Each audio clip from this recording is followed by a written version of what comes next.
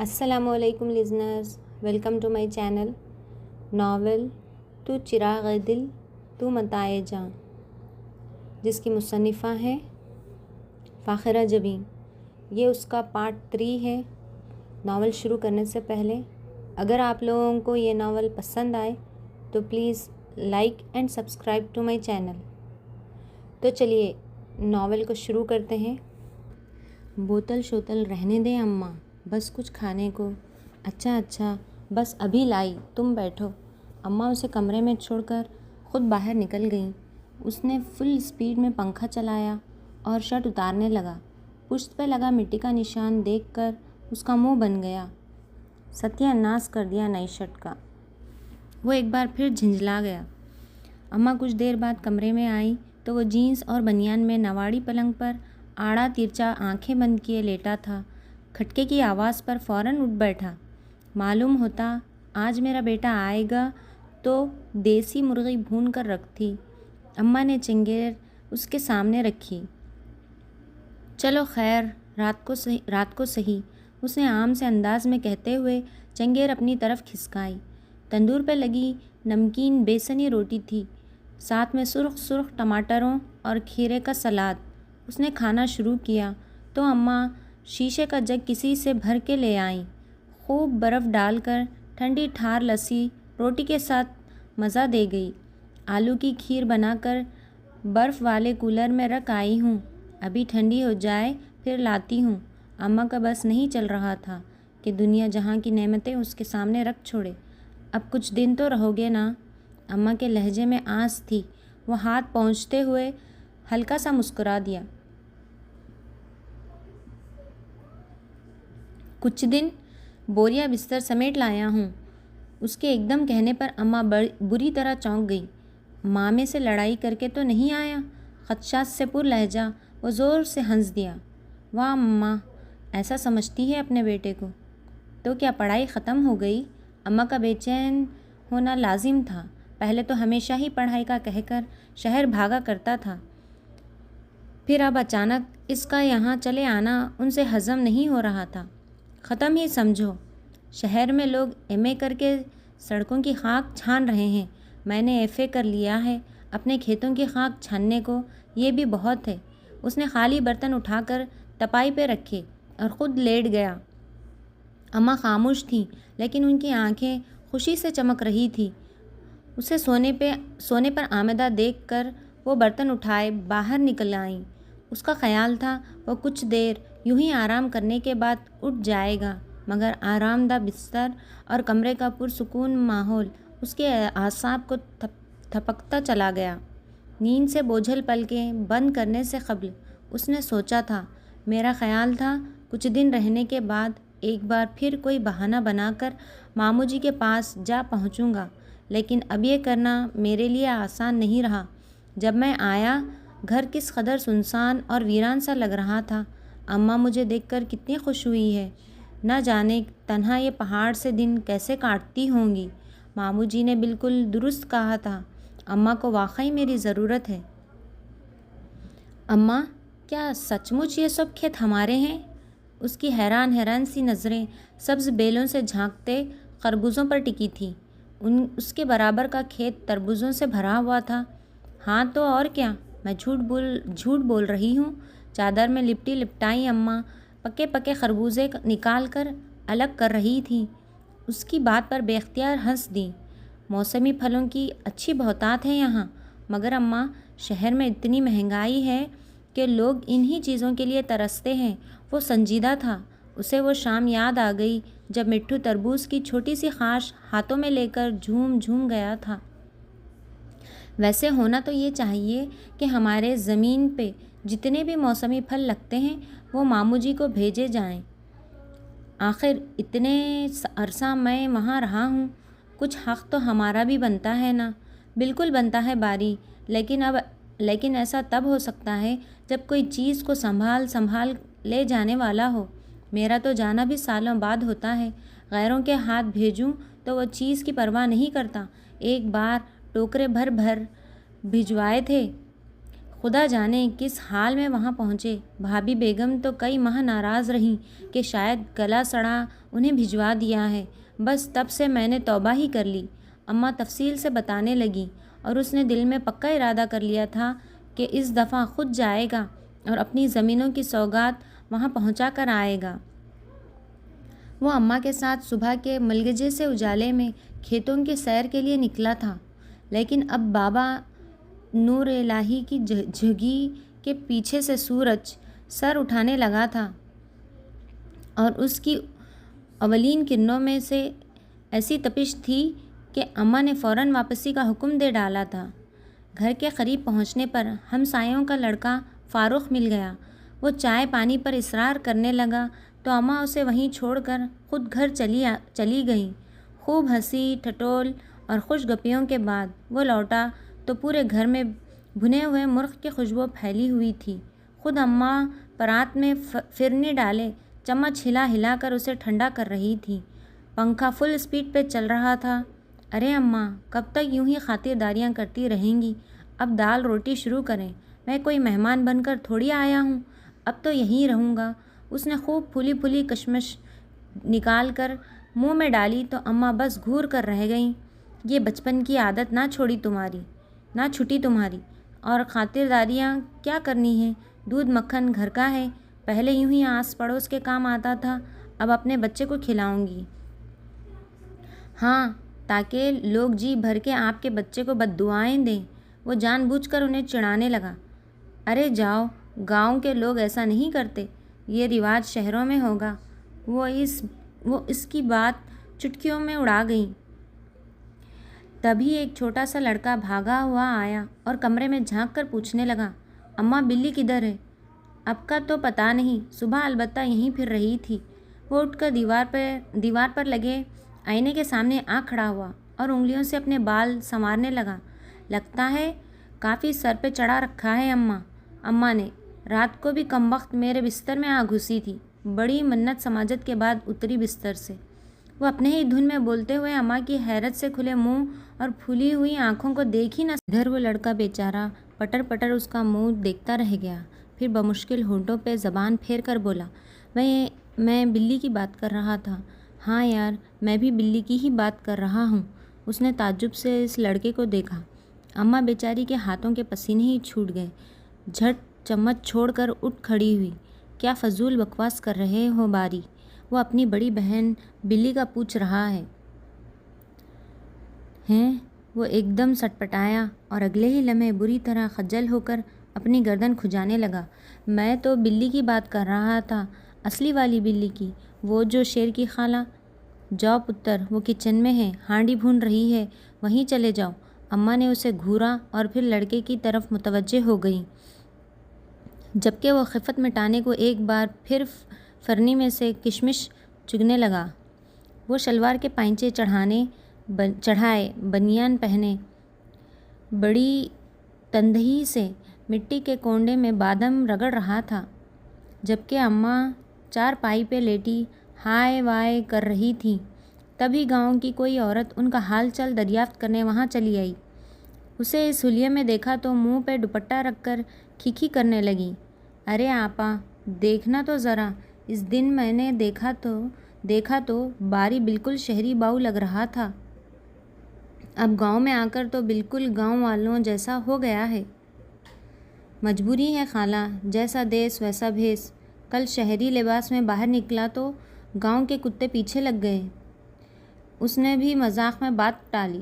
وہ عورت اماں کے ساتھ باتوں میں مہو ہوئی تو اماں کی ہائے کا سلسلہ کچھ دیر کے لیے منقطع ہو گیا۔ تھوڑی دیر بعد وہ عورت اٹھ کر باہر نکل گئی تو یہ سلسلہ دوبارہ سے جڑ گیا۔ وہ زیر لب مسکرانے لگا۔ اماں کی نظر اس پر پڑی تو کلس کر رہ گئیں۔ شرم تو نہیں آتی؟ دانت نکالتے ہو؟ ماں کی ہڈی ٹوٹتے بچی ہے اور اس کی ہنسی خوابوں میں نہیں آ رہی، تو اور کیا کروں اماں؟ آپ نے بھی تو کمال کیا ہے، بھلا آپ کی عمر ہے دیواروں چھتوں پر کودنے پھاندنے کی؟ ارے تو کون سا کبوتروں پتنگوں کے پیچھے باؤلی ہو رہی تھی؟ یہ کالی مرغی انڈا دینے کے وقت نہ جانے کہاں غائب ہو جاتی ہے۔ آج چھتی پر چڑھتے دیکھا تو سوچا شاید یہیں انڈے دے رکھے ہوئے ہوں، بس پاؤں پھسل گیا اور اس کے بعد کے واقعے کا وہ چشمدید گواہ تھا۔ سو اماں نے اپنی داستان یہیں پر ختم کر دی۔ اتنا کچھ ہو گیا، لیکن وہ منحوس مرغی پھر غائب۔ صغرا سے لی تھی پورے 100 روپے کی، نہ جانے کہاں گئی۔ ارے وہ رہی۔ صدمے سے بوجھل آواز ایک دم ہی پرجوش ہو گئی۔ ارے باری، پکڑنا اس کمبخت کو، ڈربے میں ہی بند کر چھوڑوں اس کو۔ ارے جا رہی ہے وہ، گئی پکڑنا، جانے نہ دینا۔ اماں کولہے کی چوٹ کو بھول کر چارپائی پہ اچھل گئیں۔ وہ اماں کے بے ترتیب نعروں پر ایسا بوکھلایا کہ ہاتھ میں پکڑا ڈنڈا چھوٹ کر زمین پر گرا تو دور تک لڑکتا چلا گیا۔ ارے بدھو کی طرح میرا منہ کیا تک رہے ہو، پکڑو اس نامراد کو، ہاتھ سے نہ نکل جائے۔ چلو جی، جا رہی کوٹھے پر، اب نہیں ہاتھ میں آنے کی۔ اماں چیختے ایک بار پھر صدمے سے نڈھال ہونے لگی تو وہ بدحواس ہو کر دھڑ 2 سیڑھیاں پھلانگتا چھت پر جا پہنچا۔ مرغی ایک ٹانگ کی کرسی پہ کھڑی ادھر ادھر دیکھ رہی تھی۔ وہ ایک جست لگا کر اس کی طرف لپکا، مرغی ہاتھ سے نکل گئی، ٹانگ کرسی میں پھنس گئی۔ بمشکل کھینچ کھانچ کر اس نے اپنی ٹانگ آزاد کروائی۔ نظر برابر مرغی کی تعاقب میں تھی، جو قدرے ہراساں سی کٹاک کیے جا رہی تھی۔ وہ دوبارہ اس کی طرف بڑھا۔ مرغی نے اس کا ارادہ بھانپ لیا تھا۔ جوں ہی وہ نزدیک پہنچا، وہ کسی ماہر ایتھلیٹ کی طرح بھاگ نکلی۔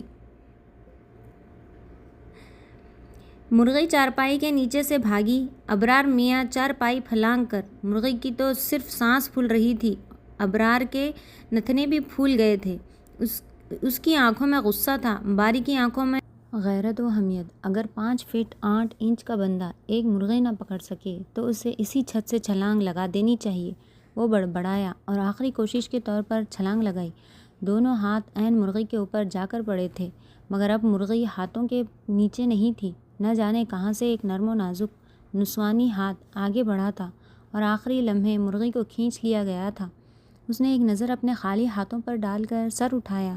دروازوں کھڑکیوں کے بوسیدہ چوکھٹوں کے پیچھے سے 2 آنکھیں جھانک رہی تھیں، ہنستی مسکراتی، اس پر بہتے آبشار جیسی قلقل کرتی ہنسی۔ وہ بھنا کر اٹھا اور چھلی ہوئی کوہنیوں کی پرواہ کیے بغیر ایک جھٹکے سے بوسیدہ چوکھٹے اپنے سامنے سے ہٹا دیے۔ اس کے ایک دم سامنے آنے پر اس کی ہنسی ایک لختی تھم گئی تھی۔ قدرے گھبرا کر اس نے پلٹنا چاہا تو باری اس کا ارادہ بھانپ کر فوراً ہی اس کی کلائی پکڑ کر اسے روکنے پر مجبور کر گیا۔ نہ جانے کیوں شکل کچھ جانی پہچانی محسوس ہوئی تھی۔ کون ہو تم؟ اسی دم کلائی چھوڑ کر اس کے سامنے کھڑا وہ پوچھ رہا تھا۔ وہ اس سے کئی قدم دور ہٹ گئی تھی۔ چہرہ نہ جانے کیوں ایک دم سرخ پڑ گیا تھا۔ مجھے تو تم چورنی لگ رہی ہو۔ اس کے مشکوک انداز سے دیکھنے پر اس کی بلی جیسی آنکھوں میں بے تحاشا حیرت سمیٹ آئی تھی۔ ایویں چورنی کب ہوں میں؟ ہاں تو اور کیا ہو، ہماری مرغی چرانے آئی تھی نا۔ وہ اس کی گھبراہٹ سے لطف اندوز ہونے لگا۔ کوئی نہیں، مجھے کیا ضرورت ہے چوری کرنے کی؟ میں اماں سے کہوں تو وہ ایسی کئی مرغیاں بغیر سوچے مجھے دے دیں۔ وہ اس کے شک کرنے پر خاصی برہم تھی۔ ارے واہ، ایسی ہی سگی ہو نا اماں کی؟ وہ خواہ مخواہ ہی جل گیا۔ اس سے بھی زیادہ وہ بڑے فخر سے اترائی تھی اور وہ اس کی مان بھرے لہجے پر ٹھٹک سا گیا تھا۔ کھوجتی ہوئی نگاہوں سے بغور اسے دیکھا۔ معلوم نہیں اس کا رنگ ویسے ہی اتنا سرخ تھا یا اس لمحے ہو گیا تھا۔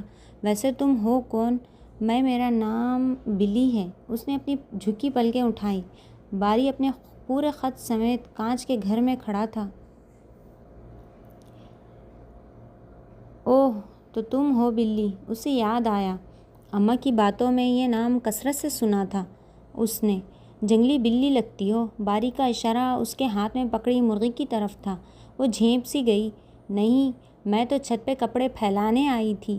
مرغی پہ نظر پڑ گئی۔ اماں ہر روز پریشان ہوتی تھیں، اسی لیے میں نے پکڑ لی۔ آپ کو بعد میں دیکھا تھا زمین پر لیٹے ہوئے۔ وہ جو دھلے کپڑوں کا جائزہ لے رہا تھا، اس کی بات پر ایک دم اسے گھورنے لگا۔ زیادہ فری ہونے کی ضرورت نہیں، سمجھی؟ ادھر لاؤ یہ مرغی، اس نے تحکمیانہ انداز میں کہا۔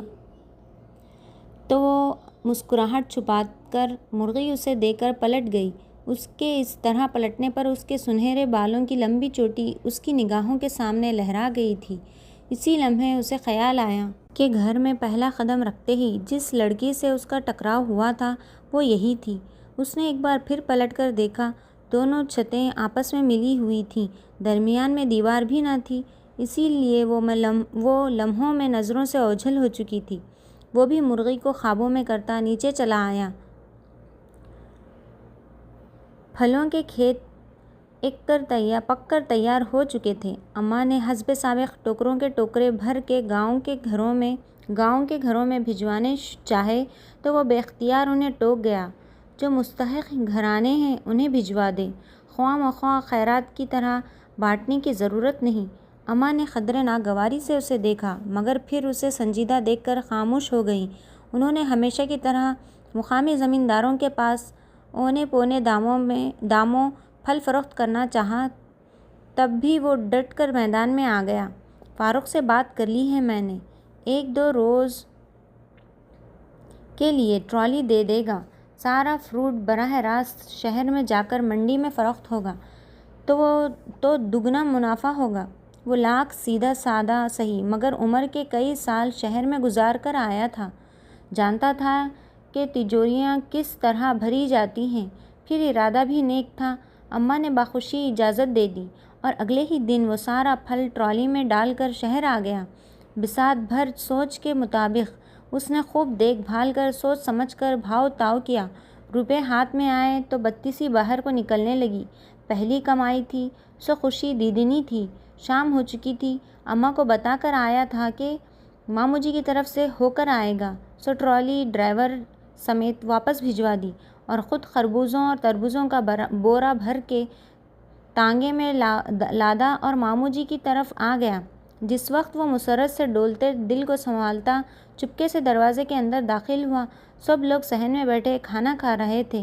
ماموں جی کی چارپائی کے ساتھ ریڈیو پڑا تھا، جس پر شاید کوئی ڈرامہ چل رہا تھا۔ مامی مٹھو کو کھانے کے درمیان بار بار پانی پینے پر ٹوک رہی تھی۔ رفعت کولر سے پانی کا گلاس بھر کے ماموں جی کی طرف پلٹی تھی، جب اس پر نظر پڑی، ارے! حیرت سے وہ چیخ ہی پڑی تھی۔ اس کی نظروں کے تعاقب میں سب نے دروازے کی طرف دیکھا، پھر اس کی طرف بھاگنے میں پہل مٹھو نے کی تھی۔ مامی بھی بے اختیار ہی اٹھ کر اس کی طرف لپکیں، اپنے ساتھ لگا کر پیار کیا۔ اتنے دنوں بعد اسے دیکھا تھا، آنکھیں خواہ مخواہ ہی بھر آئیں۔ وہ ممنون سا ہو گیا۔ جیسی بھی تھی، زبان کی کڑوی، مزاج کی تیز، مگر اس سے پیار تو کرتی تھی نا۔ ماموں جی سے وہیں چارپائی پر ہی ملا تھا وہ۔ انہوں نے فوراً ہی اپنے ساتھ بیٹھنے کو جگہ بنائی۔ رفعت کھانا لینے کو بھاگی۔ مامی کی ہدایت جاری ہونے لگی۔ اس پذیرائی پر وہ یوں ہی جھیپتا رہا، لو اب میں مہمان ہو گیا۔ اے باری، بچپن سے تم کو یہیں اٹھتے بیٹھتے دیکھا تھا، سچ مانو تمہارے جانے کے بعد بڑی یاد آئی تمہاری۔ مامی ساتھ والی چارپائی پر آ بیٹھی تھی۔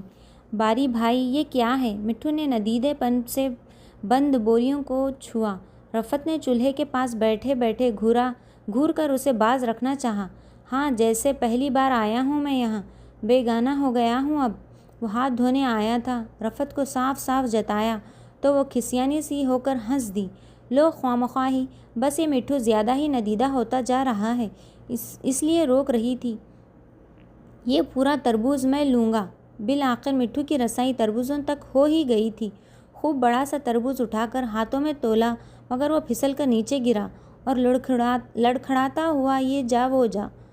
پھٹے ہوئے چھلکے میں سے پانی بہہ نکلا تھا۔ ان دونوں کے حلق سے نکلنے والے قیقے بے اختیار تھے۔ مٹھو نے یہ صورتحال دیکھی تو بھاگ کر ماں کی گود میں سر چھپا لیا۔ ماموں جی کھانا کھا کر اسے اوپر آنے کی تاکید کرتے خود بھی اوپر چلے گئے۔ مامی بھی مٹھو کو ساتھ لے کر اوپر ہی چلی گئیں۔ وہ کھانا کھانے لگا۔ رفعت ٹھنڈا کر کے رکھنے کے لیے تربوز کاٹنے لگی۔ اسی دوران شدو بھی اسٹور سے واپس آ گیا تھا۔ مجھے یاد بھی کیا کرتے تھے کہ نہیں؟ اس نے پانی کا گلاس ہاتھ میں لے کر ان دونوں کو باری باری دیکھا۔ کوئی ایسا ویسا؟ یہ رفعت آپا تو آپ کو یاد کر کے رونے والی ہو جاتی تھی۔ اس کی بات پر باری نے چونک کر رفعت کو دیکھا۔ نظریں اس کی سیدھی شفاف مانگ پر جم کر رہ گئیں۔ ظاہر ہے کوئی کتابیں لا کر دینے والا جو نہیں تھا۔ اس نے سر اٹھا کر زیر لب مسکراتے ہوئے عام سے لہجے میں کہا۔ پھر وہ تینوں اٹھ کر اوپر چلے آئے، جہاں رات گئے تک وہ انہیں گاؤں کی باتیں سناتا رہا۔ تھک ہار کر مامی نے اٹھنے میں پہل کی۔ سنو، صبح مجھے جلدی اٹھا دینا، گاؤں واپس جانا ہے، اس نے رفعت کو پکار کر کہا تو اس نے اس بات میں سر ہلا دیا۔ اور ہاں، وہ جاتے جاتے ایک دم پلٹی، اپنے پاس سے ایک ڈنڈا رکھ لینا سونے سے پہلے۔ کیوں؟ وہ حیران ہوا۔ یہاں مچھر اب بھی بہت ہیں، رات کو سونے نہیں دیتا۔ اس کی شرارتی لہجے پر وہ بے اختیار مسکرا دی اور سر کے نیچے تکیہ درست کرنے لگا۔ اگلی صبح ملگجا سا اجالا پھیل رہا تھا۔ جب رفعت نے اسے اٹھایا، وہ فوراً ہی اٹھ بیٹھا۔ کمال ہے، میرا خیال تھا تمہیں جگانے کے لیے پانی کی بالٹیاں بہانی پڑیں گی۔ وہ سچ مچ حیران تھی۔ نہیں، اب اس کی ضرورت نہیں پڑتی، میں بہت سیانہ ہو گیا ہوں گاؤں جا کر۔ نہیں، سیانہ تو پہلے بھی تھا، مگر اس وقت تمہاری محبت کا اثر زیادہ تھا۔ وہ اس کے سر پہ ہلکی سی چپت لگا کر آگے بڑھ گیا، جبکہ وہ اس کی پشت کو گھورتی ہی رہ گئی۔ اس کے تھوڑی دیر بعد ہی وہ ہلکے پھلکے ناشتے کے بعد گاؤں جانے کے لیے روانہ ہو گیا تھا۔ وہ کرسی پہ نیند دراز جاسوسی ناول میں پوری طرح مہو تھا، جبکہ سامنے ٹیوشن کے لیے آئے ہوئے بچے لہک لہک کر اپنا سبق یاد کر رہے تھے۔ یہ وہ بچے تھے جو اس کے تعلیم یافتہ ہونے کی سزا کے طور پر اس پہ مسلط کیے گئے تھے۔ اب بے چارے گاؤں والوں کو کیا معلوم کہ وہ کس طرح اور کن کن طریقوں سے تعلیم یافتہ ہوا تھا۔ سر جی، وہ ناول کے ہیرو کے ساتھ ساتھ چل رہا تھا، اور ابھی اس نے مجرم کی کنپٹی پر پستول رکھا ہی تھا جب اس کے تیکھے شاگرد نے اسے پکار لیا۔ کیا بات ہے؟ مداخلت خاصی ناگوار گزری تھی۔ سر جی، ایک بات کی سمجھ نہیں آ رہی۔ کس بات کی؟ دیکھیں سر جی، انگریزی میں بٹ ہوتا ہے تو پٹ کو کیوں نہیں ہوتا ہے؟ باری نے ناول پر سے نگاہ ہٹا کر اسے دیکھا۔ یہ شاگرد پچھلے کئی دنوں سے اسے بری طرح زج کر رہا تھا۔ اب یہ بھی کوئی سوال تھا کرنے والا، مگر چونکہ وہ کر چکا تھا اس لیے جواب دینا تو اس پر فرض ہو چکا تھا۔ وہ ناول رکھ کر سیدھا ہو بیٹھا اور ایک اور شاگرد کو اشارے سے اپنے پاس بلایا۔ وہ برابر آ کھڑا ہوا۔ تب اس نے لائق فائق شاگرد سے پوچھا، یہ تمہارا بھائی ہے؟ جی سر جی۔ بالکل سگا والا؟ ہاں جی۔ بالکل سگے بھائی ہو تم لوگ، ایک ہی ماں باپ کی اولاد۔ پھر کیا وجہ ہے کہ اس کی آنکھیں دو ہیں اور تمہاری ناک ایک؟ ہیں جی؟ شاگرد اپنے استاد کی ذہانت پر دنگ رہ گیا تھا۔ ہاں جی، وہ لطف اندوز ہوا تھا۔ دیکھو بیٹا جی، یہ انگریزی ہے، انگریزی۔ کچھے کمار کا گدھا نہیں کہ جدھر کو منہ کر دیا ادھر چلتی چلی جائے گی۔ اس کو سیکھنے کے لیے 100 قاعدے قانون یاد کرنے پڑتے ہیں۔ جی سر جی۔ شاگرد کے منہ سے پھنسی پھنسی آواز نکلی تھی اور وہ ڈھیلے ڈھیلے انداز میں غالباً انگریزی سیکھنے سے توبہ کرتے ہوئے اپنی جگہ پہ جا بیٹھا تھا۔ تبھی اچانک دروازہ کھول کر وہ اندر داخل ہوئی۔ صحن میں بیٹھے بچے اسے دیکھتے ہی میاؤں میاؤں کرنے لگے تھے۔ زیادہ بکواس کرنے کی ضرورت نہیں، اس نے ڈانٹا۔ بچے سہم کر خاموش ہو گئے۔ وہ فوراً ہی اماں کی تلاش میں کچن کی طرف لپکی۔ باریکی نگاہیں سنہرے بالوں میں گندھے سبز پراندے میں الجھ گئیں، جس کے آخری سروں پر بندھے گھنگرو اس کے دل میں نامعلوم سا ارتعاش پیدا کر گئے تھے۔ اے لڑکی، ادھر آؤ۔ ٹانگ پر ٹانگ جما کر اس نے بڑے رعب سے اسے پکارا۔ انداز دیکھنے کے قابل تھا۔ وہ اس کی آواز پر پلٹی، جھجکی اور پھر قریب آ کھڑی ہوئی۔ بایاں بازو کرسی کی پشت پر ٹکاتے ہوئے وہ بھرپور انداز میں اس کی طرف متوجہ ہوا۔ نہ جانے کیوں دل چاہا تھا اسے نظر بھر دیکھنے کو۔ وہ آج بغور اسے دیکھنے کے بعد ہی اسے معلوم ہوا تھا کہ اس کے چہرے کا رنگ سرخ نہیں، سنہرا تھا، گندم کی پکی ہوئی بالیوں جیسا سنہرا۔ ویسی ہی سنہری آنکھیں، ویسے ہی بال، وہ جیسے چڑھتے سورج کا سارا روپ سمیٹے ہوئی تھی۔ بلی نے منتظر نگاہیں اٹھا کر اسے دیکھا۔ لمحے بھر کے لیے نظریں چار ہوئیں اور گندم کی سنہری بالیوں پر شفق رنگ اجالا پھیلتا چلا گیا۔ وہ ابھی ایک دم سنبھل گیا۔ وہ بھی ایک دم سنبھل گیا۔ ہاں، میں پوچھ رہا تھا کہ کیا لے کر آئی ہو؟ باری کا اشارہ اس کے ہاتھ میں پکڑی پلیٹ کی طرف تھا۔ وہ میرا چھوٹا بھائی پڑھتا ہے نا، اس کے لیے 4 مغز اور باداموں کی کھیر بنائی تھی، وہی لائی تھی۔ اماں کے لیے؟ اس نے پلکیں جھکا کر دھیرے سے جواب دیا۔ اماں کے لیے کیوں؟ میرے لیے کیوں نہیں؟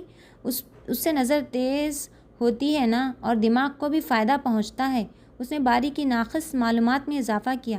لیکن میری معلومات کے مطابق تو اماں نے کسی اسکول کالج میں داخلہ نہیں لیا۔ اس کے حیران ہونے پر بلی نے بمشکل اپنی ہنسی ضبط کی۔ نہیں، لیکن یہ وہ کریشے کا کام بہت کرتی ہیں، اس لیے۔ اچھا، ادھر دو ذرا، چکھوں تو صحیح۔ لیکن آپ کے تو کسی کام کی نہیں یہ کھیر۔ وہ فوراً 2 قدم پیچھے ہٹی۔ کیوں میرے کسی کام کی کیوں نہیں؟ وہ کافی حیران ہوا تھا۔ دیکھیں نا، نظر تو آپ کی ماشاءاللہ پہلے ہی بہت تیز ہے۔ بندہ ایک ہی بار میں گھائل ہو جاتا ہے، اور دماغ کو فائدہ تو انہیں ہی پہنچے گا نا جن کے پاس دماغ ہوگا، بہت درجہ معصومیت سے کہتے ہوئے، گویا اس کی تائید چاہ رہی تھی، اور وہ بھی نہ جانے کس خیال میں تھا کہ بے دھیانی میں اس بات میں سر ہلا گیا۔ جواباً اس کی آنکھوں میں ایک لمحے کے لیے ڈھیروں ڈھیر حیرت ابھری، اور اگلے ہی لمحے وہ دوپٹہ منہ پہ رکھے ہنسی روکنے کی کوشش میں کمرے کی طرف بھاگتی چلی گئی۔ ارے، اسے کیا ہوا؟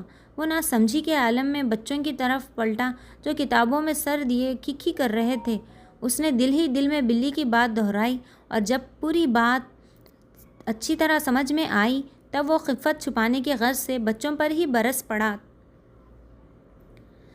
باری، یہ عباس بھائی کی رفت کیسی ہے؟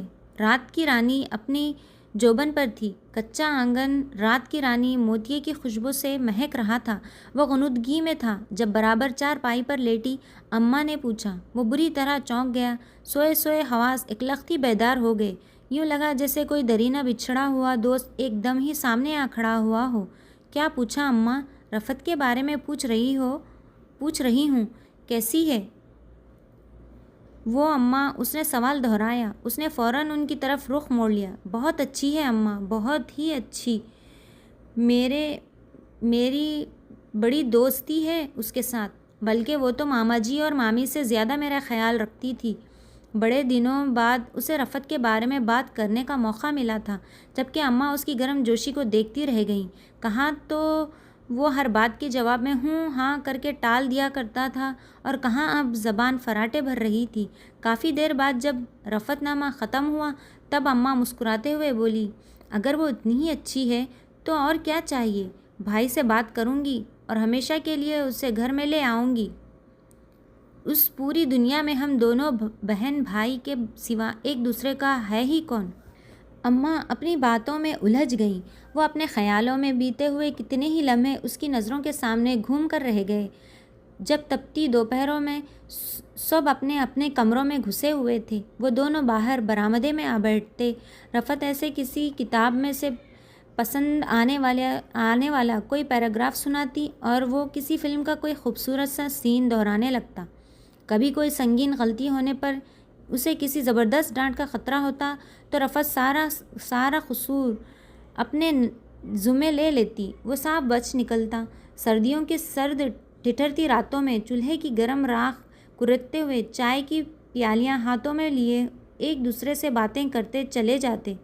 یوں ہی چھوٹی چھوٹی بے معنی باتیں، ادھر ادھر کے بے مقصد باتیں۔ پھر لڑائی بھی خوب ہوتی تھی۔ وہ اسے چٹیا سے پکڑ کر کھینچتا تو وہ اپنے ناخن اس کے بازوؤں میں اتار دیتی۔ کئی گھنٹے ایک دوسرے سے ناراض رہتے، اور بالآخر اسے ہی ہار ماننی پڑتی، اور اب اماں اسے یہاں لانا چاہ رہی تھی، وہ بھی ہمیشہ کے لیے۔ مسکراہٹ خود بخود ہونٹوں پر آ کر ٹھہر گئی۔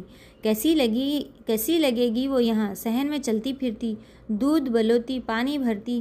اس کی آنکھوں نے اسے مجسم یہاں سے وہاں تک آنگن میں ٹہلتے ہوئے دیکھا، اور پھر یوں ہی مسکراتے ہوئے اس نے آنکھیں بند کر لیں۔ نہ جانے کب نیند اس پر مہربان ہوئی اور وہ بے خبر ہوتا چلا گیا۔ سونے سے قبل وہ خوش تھا، بے حد خوش، شاید اس لیے کہ دل کا راز ابھی خود اس پر بھی منکشف نہ ہوا تھا۔ اماں شہر روانہ ہو گئی تھی۔ بقول ان کے رفت کو ساتھ لے کر ہی آؤں گی، کچھ دن یہاں رہ کر دیکھ بھال لے، شہر کی پلی بڑی ہے، نہ معلوم یہاں رہ پائے گی کہ نہیں۔ جاتے وقت اسے ڈھیر ساری ہدایات سے نواز گئیں، کچھ پر عمل کیا، کچھ کو جان بوجھ کر بھلا دیا۔ انہوں نے بلی کے ہاں سے کھانا کھا لینے کی تاکید کی تھی۔ وہ سارا دن یوں ہی ادھر ادھر ٹہلتا رہا۔ دوپہر کو بھوک لگی، کھیت سے خربوزہ توڑا، وہی کھایا اور دوپہر کو گھر آ کر سو رہا۔ بلی کا بھائی کھانے کے لیے پوچھنے آیا تو اس وقت وہ گہری نیند میں تھا۔ وہ یوں ہی دبے پاؤں واپس پلٹ گیا۔ رات کو البتہ نہا دھو کر تازہ دم ہو کر بلی کے گھر چلا آیا۔ بلی کا ابا چارپائی پر لیٹا کھانس رہا تھا۔ اسے موسمی بخار نے آ گھیرا تھا۔ وہ کچھ دیر اس کے پاس بیٹھ کر حال چال دریافت کرتا رہا۔ بلی کھانا لے آ باری کے لیے۔ رہنے دے چاچا، میں وہیں کھا لیتا ہوں۔ وہ اٹھ کر چولہے کے پاس چلا آیا۔ بلی کا بھائی ظفر وہیں بیٹھا کھانا کھا رہا تھا۔ باری کو اپنے قریب چوکی پر بیٹھتے دیکھا تو جھیپ سا گیا۔ یوں بھی اس کے شہری ہونے کا بہت رعب تھا ان سب پر۔ ظفر نے بقیہ روٹی کے بس 2-4 نوالے ہی بنائے اور ٹھونس ٹھاس کر چلتا بنا۔ بلی حقے کی چم میں تمباکو ڈالنے کے بعد اس میں سرخ دہکتے کوئلے ڈال رہی تھی۔ میں ابھی ہاتھ دھو کر کھانا نکالتی ہوں، ورنہ کھانے سے بھی تمباکو کی مہک آئے گی۔ بلی کے ہاتھوں میں تیزی آ گئی تھی۔ کوئی بات نہیں، تم آرام سے اپنا کام نپٹا لو، مجھے کوئی خاص جلدی نہیں۔ وہ یوں ہی پاس پڑا تنکا اٹھا کر آگ کی شعلوں سے کھیلنے لگا۔ ایک گہری چپ ان دونوں کے درمیان چپکے سے آ بیٹھی۔ وہ اپنے خیالوں میں گم تھا۔ ایک بار یوں ہی گرتی پڑتی نگاہ آگ کے بلند ہوتے شعلوں سے پرے بلی کے چہرے سے ٹکرائی اور پھر اسی دم لوٹ آئی۔ پھر دوسری مرتبہ، پھر نگاہ غیر ارادی طور پر اس کے چہرے کو چھو آئی۔ پھر تیسری بار اسے احساس بھی نہ ہوا اور بالکل غیر ارادتاً سرزد ہوتا چلا گیا۔ نگاہ کے بے معنی حرکت میں خواہش سمٹ آئی۔ لاشعور کا دائرہ سمٹ کر نقطے کا روپ دھار گیا۔ شعور کی ہر حرکت دل کے تابع ہوتی چلی گئی۔ نظر عارضوں پہ جھکی، پلکوں میں جا کر الجھی تو واپسی کا سفر محال ہو گیا۔ آگ کے بلند ہوتے شعلوں کے نارنجی سروں کے اس پار اس کا شبنم میں بھیگا وجود ہولے ہولے آنچ دینے لگا تھا۔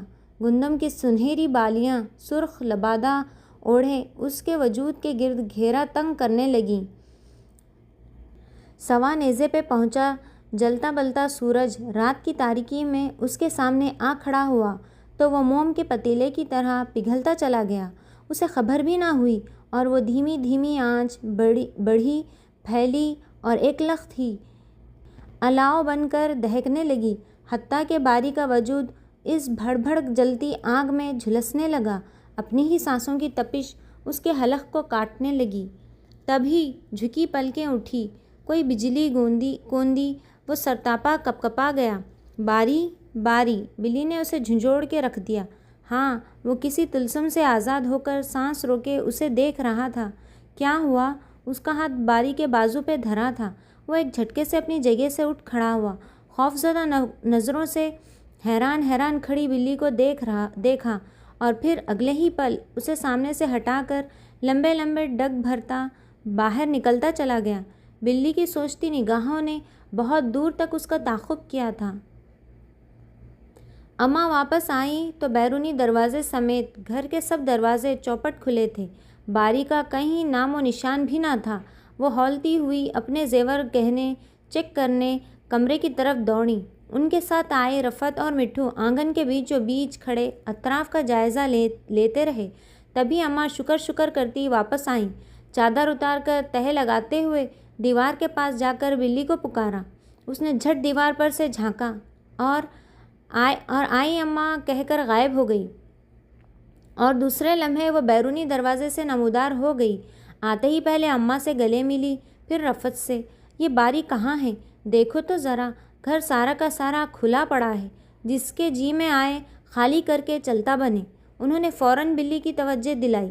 پتہ نہیں اماں، میں تو بس صبح ظفر کے ساتھ آئی تھی، پچھواڑے بھینسوں کو چارہ پانی ڈال کر دودھ دو کر واپس چلی گئی۔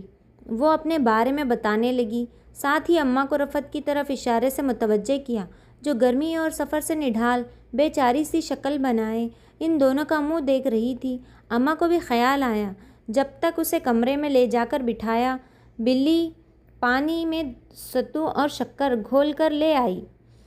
بلی، اس وقت جو بھی پکا ہے، جیسا بھی ہے، میری دھی بھاگ کر لے آ، مانو بھوک سے جان نکلی جا رہی ہے۔ اماں نے کہا تو وہ فوراً اس بات میں سر ہلا کر اپنے گھر چلی گئی۔ تبھی باری چلا آیا، سلام بھی نہ کر پایا کہ اماں اسے بری طرح لتاڑنے لگیں۔ بھلا کوئی طریقہ ہوا؟ گھر کھلا چھوڑ کر چلتے بنے۔ اماں بولتی رہیں، وہ سر جھکائے مسکراتا رہا۔ جب وہ خاموش ہوئی تب وہ رفعت کی طرف متوجہ ہوا۔ کیسی ہو رفعت؟ گھر میں سب ٹھیک ٹھاک تھے نا؟ کل وہ کتنا بے چین ہو رہا تھا اسے دیکھنے کو، مگر اب دانستہ گرم جوشی اور خوشی کا اظہار کرنا پڑ رہا تھا کہ حقیقت میں تو وہ بھی کسی کا سامنا ہی کرنا چاہ رہا تھا۔ رفعت اپنا بتا کر اس کا حال دریافت کرنے لگی۔ جب بلی کھانے کی ٹرے لیے کمرے میں آ گئی، باری نے اپنی ساری توجہ جوتے کی نوک سے مٹی اکھیڑنے میں لگا دی۔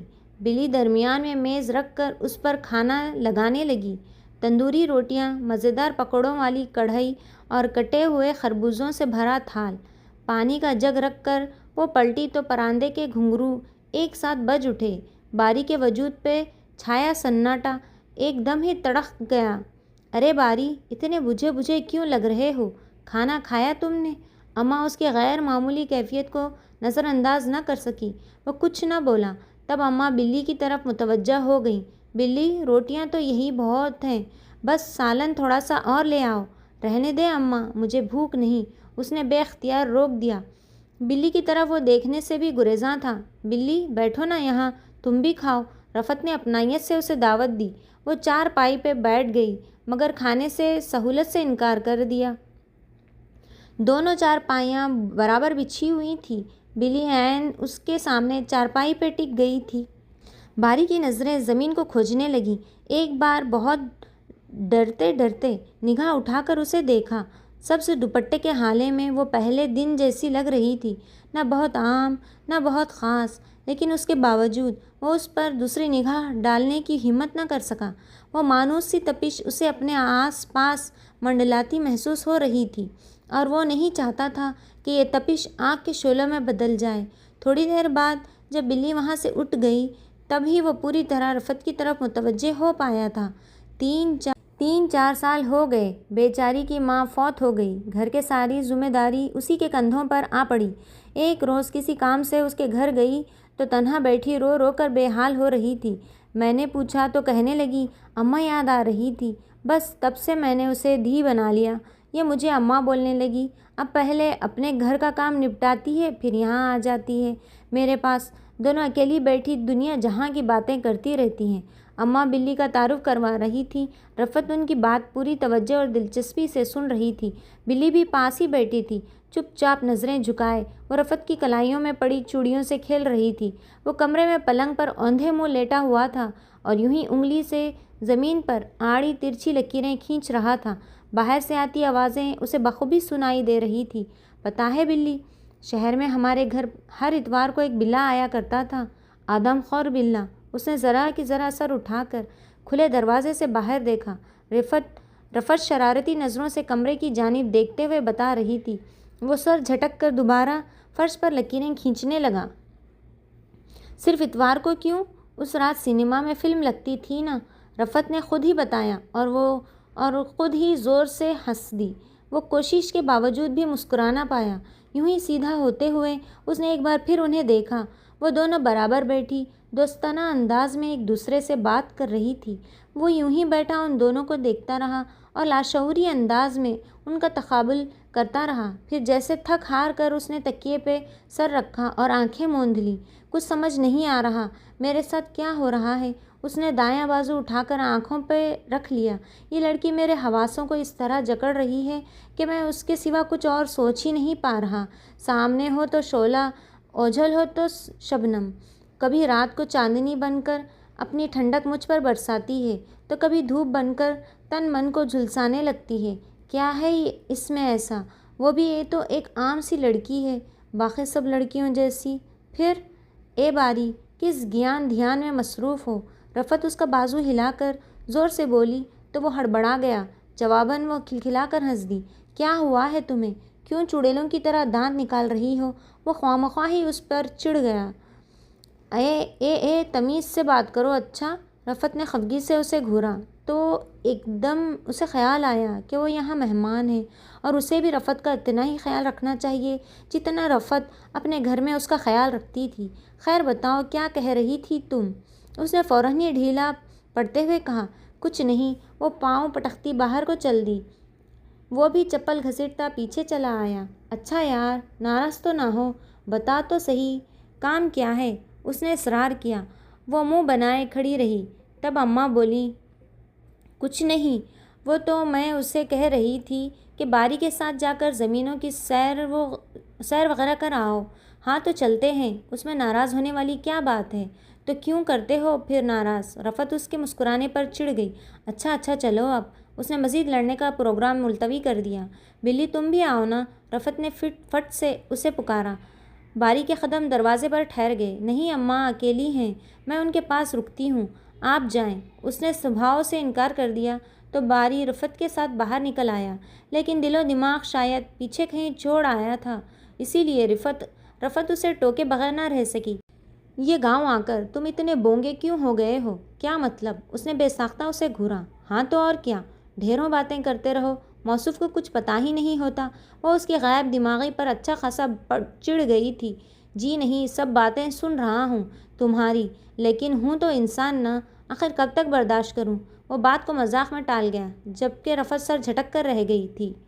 اب بس کر یار، تم تھکی نہیں ابھی تک؟ اپنے خیالوں سے نکل کر وہ جلد ہی بیزار ہو گیا تھا۔ رفعت کی دلچسپی البتہ دیدنی تھی۔ کھیت میں بڑے بڑے تربوزوں کو ادھر سے ادھر پڑے دیکھ کر وہ خواہ ہی ہنستی چلی گئی۔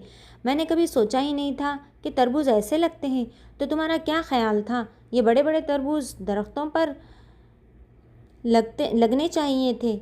اس کے چڑھنے پر اس کی ہنسی زور پکڑ گئی تھی۔ پھر وہ جلدی ہی اکتا کر مناسب کورد ڈھونڈ کر بیٹھ گیا، جبکہ وہ شہر کی پیداوار اپنی ہی دھن میں آگے بڑھتی چلی گئی۔